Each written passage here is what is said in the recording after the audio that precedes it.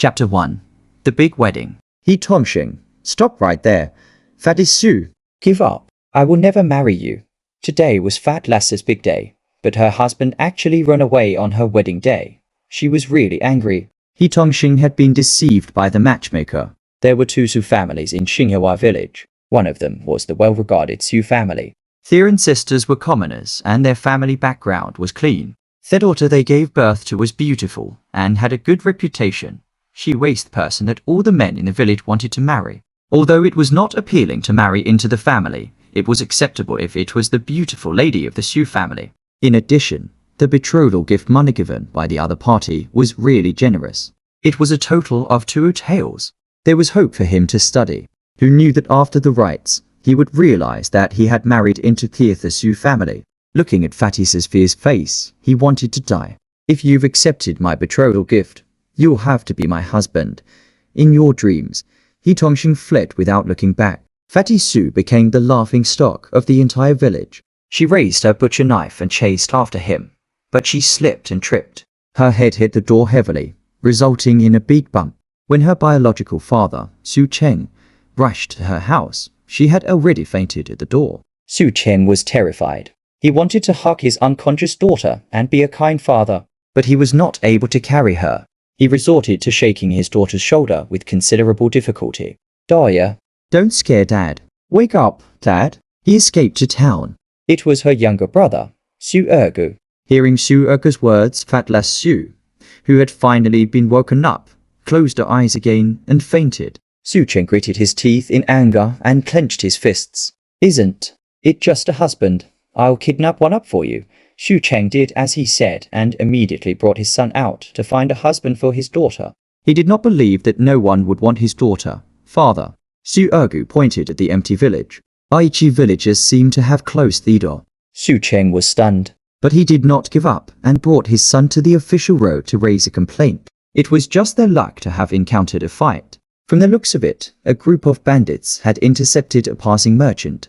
The merchant must have run away, leaving only a masked guard to deal with the bandits. The father and son hid on a hill not far away and paid close attention to the battle on the official road. Dad, which one should we kidnap? Su Ergu asked from behind the grass. Su Cheng lay beside him and said cunningly, the one who can fight the best, has a good waist, and can give birth. Su Ergu was puzzled. Isn't childbirth a woman's business? Su Cheng glared at his son. If a man's waist isn't good, can a woman give birth? Oh, Su Ergu understood. After a round of fighting, the masked guard defeated 8 mountain bandits, but he also paid a heavy price. He was seriously injured and exhausted therefore. When the Su father and son ambushed him from behind, he did not even have the chance to retaliate before he was covered in a sack. Just as the father and son were about to carry him away, there was a rustling sound from the carriage. Was there someone else? Su Cheng warily took out his firewood knife and opened the curtain. When he saw the scene in the carriage, he was instantly dumbfounded. At the Su family, on the big red wedding bed, Su Xiaoxiao slowly opened her eyes for the 8th time. She was sure that she wasn't dreaming. She had really transmigrated. From a dignified military doctor and ace sniper to an ancient fatty with no knowledge, and weighing more than 200 kilograms. Not only was she lazy, but she was also a bully in the village. She had a bully for a father named Su Cheng, and a bully for a brother named Suegu. The family of 3 abused their power in the village. It was worth mentioning that her father and brother doted on her very much. Not long ago, she had taken a fancy to a man named He Tongsheng from the neighboring village. Father Su had spent all his family's savings and asked the matchmaker to ask the He family for a son-in-law. Today was her big day with He Tongsheng. She did not expect He Tongsheng to have been deceived by the matchmaker. After the matter was exposed, He Tongsheng abandoned her and fled the marriage. This was the first time she had seen a groom run away from his marriage.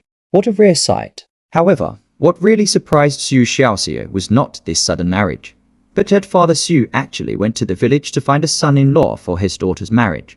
Could he really nab a man for her? Su Xiaoxiao was digesting the memories in her mind when Su Cheng and Suegu returned home. Daughter, you're awake. Su Cheng entered the house and found his daughter lying on the bed in a daisy, rushed over and held his daughter's chubby hand. You scared me to death. Don't do anything stupid in the future, understand? That kid surnamed, he isn't worth it. I'll chop that kid up and feed him to the pig same day. Su Xiaoxiao wasn't used to her new family. She paused for a moment before saying, I'm fine. Anymore. Did she have to put on a show and kick up a fuss for her father? In her memory, Fatty Su was really like this. If she was unhappy, she would flee into a raided home and throw a tantrum. Su Cheng doted on his daughter too much and could never bear to teach her a lesson. This caused Fatty Su's personality to become even more domineering and her temper to become uncontrollable. Su Xiaoxiao tried her best to maintain her persona. I've thought it through. Isn't good enough for me. You don't have to do it yourself next time. I'll do it myself. That's my daughter. Su Cheng was very satisfied. He sat down on the bed and smiled mysteriously at his daughter. Dad has good news and bad news. Which do you want to hear first? Either. I captured a husband for you. He's 100 times better looking than He Tongsheng. You'll definitely like him. Jesus. Did he really kidnap a man for her? How was she going to maintain her persona next? Then, what's the good news? She asked in a daze. Su Cheng looked at his daughter strangely. Wasn't what he said just now good news? Forget it. Since his daughter thought that what came next was the good news, he would roll with it. Su Cheng cleared his throat and changed his words. He grinned and said, The good news is that you don't have to give birth anymore. My son-in-law has already given us children. Su Xiaoxiao choked. What did he mean by that? Was there anyone in this family who is normal? Su Cheng raised his hand. Ergu, bring him in. Hey, we're coming over. Su Ergu agreed and pushed open his sister's door. Su Xiaoxiao turned around and saw not one or two, but 3 cute little children standing in a row with their bags. They were carried in by her brother, Su Ergu. Old Father Su spread his hands and chuckled. Are you surprised that you got 3 freebies? Su Xiaoxiao was speechless.